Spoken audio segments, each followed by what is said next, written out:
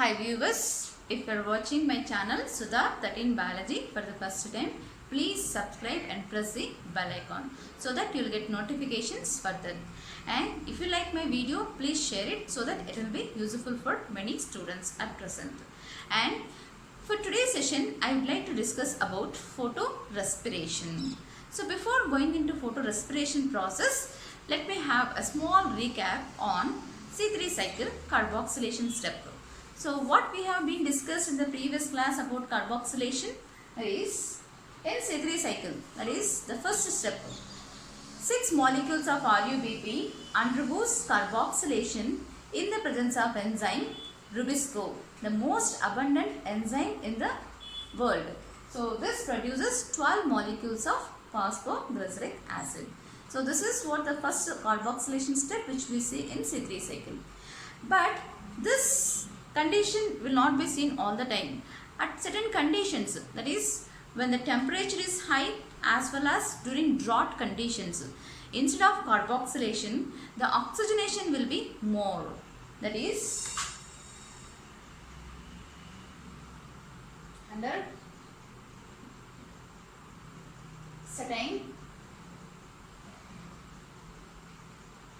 certain conditions like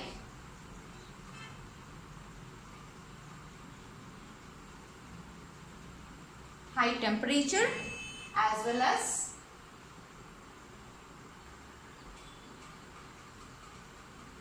drought conditions. Okay, at certain temperatures, that is at high temperatures.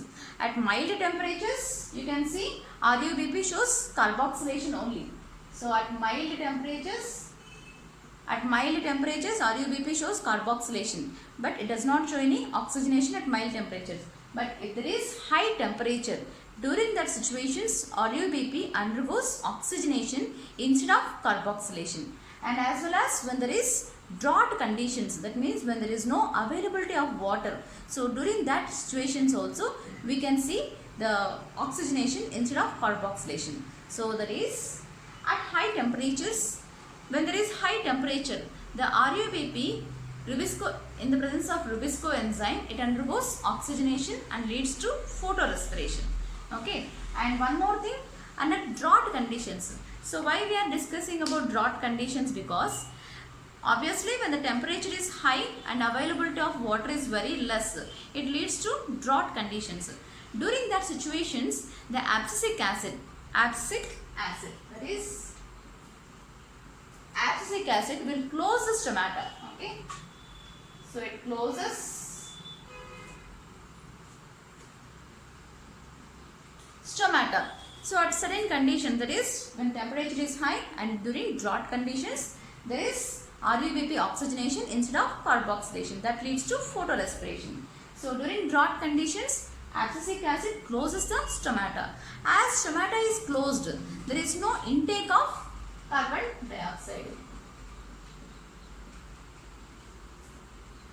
No intake of carbon dioxide. But during the photosynthesis process, the oxygen which is released will be accumulated. So we have seen during photolysis of water, oxygen is being released. So that oxygen will be accumulated inside the cells.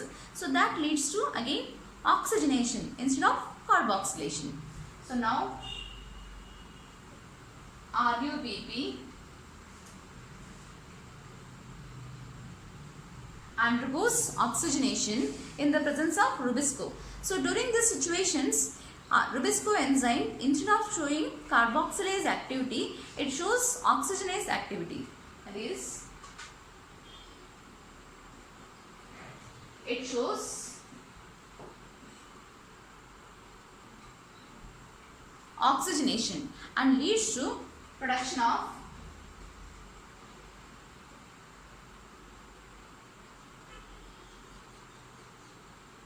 phosphoglycolate as well as phosphoglycerate, so which is not helpful for synthesis of sugars.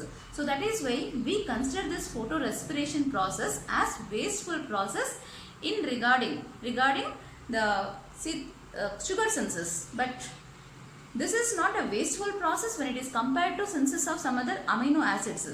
But regarding the sugar synthesis, it is considered as wasteful process. So there is no NADH production as well as there is no ATP production and there is no sugar production during this process. That is why we consider photorespiration as wasteful process, as it is not giving out the sugar yield. Sugar production is not seen during this process of photorespiration.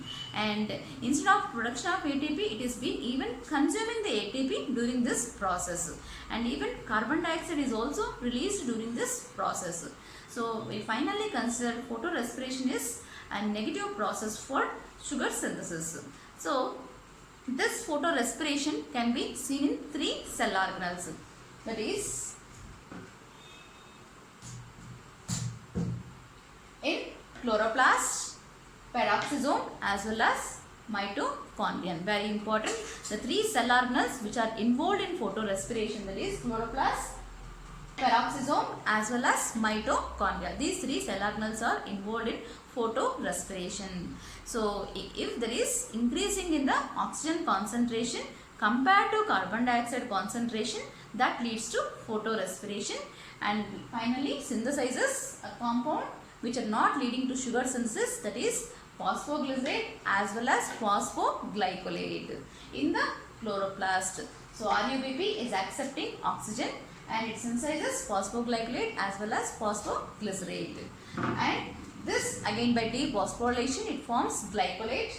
This glycolate moves from chloroplast and enters into peroxisome. So this, after entering into peroxisome, this undergoes glyoxylate cycle. So during this process of glyoxylate cycle, it produces some amount of glyoxylate as well as H2O2. So H2O2 is being considered as toxic for or poison for the plants. So now this H2O2 will be undergoing splitting in the presence of catalase enzyme. So catalase enzyme is also produced from peroxisome. Okay. So this H2O2 will undergo splitting and releases water as well as even oxygen molecule. So which reduces the toxicity there itself. And next, this glyoxylate in turn forms glycine which will be moving towards the mitochondria. So now in the mitochondria, 2 glycine molecules are required for the formation of one serine. And during this process, there is again the carbon dioxide which will be released. So that will be diffused out. So now the serine which again enters into the peroxisome. So here there is a little deamination process which will be occurring which leads to the synthesis of amino acids. And next it further forms hydroxypyruvate and next glycerate. So this glycerate will be further moving towards the chloroplast which will be finally forming phosphoglycerate which will be entering into C3 cycle. So in the complete process of photorespiration, when there is increasing of oxygen concentration compared to carbon dioxide concentration, that leads to RUBP oxygenation instead of carboxylation which produces phosphoglycerate as well as phosphoglycolate which will not be leading for sugar synthesis. That is why we consider this as wasteful process. So this can be, photorespiration can be seen in C3 plants but not in C4 plants. The reason is there is decarboxylation which is occurring in the bundle sheath cell and also the PEP which has more affinity for accepting atmospheric carbon dioxide. So there is no chance of increasing of oxygen concentration in the C4 plants. So that leads to reducing of increasing of more photorespiration in C3 plants but no photorespiration in C4 plants. That is how C4 plants are more advanced and more evolved and which yield more amount of sugars. So this is about photorespiration. And increasing of oxygen concentration, we also say that as Warburg effect. Increasing of excess of oxygen concentration is even said as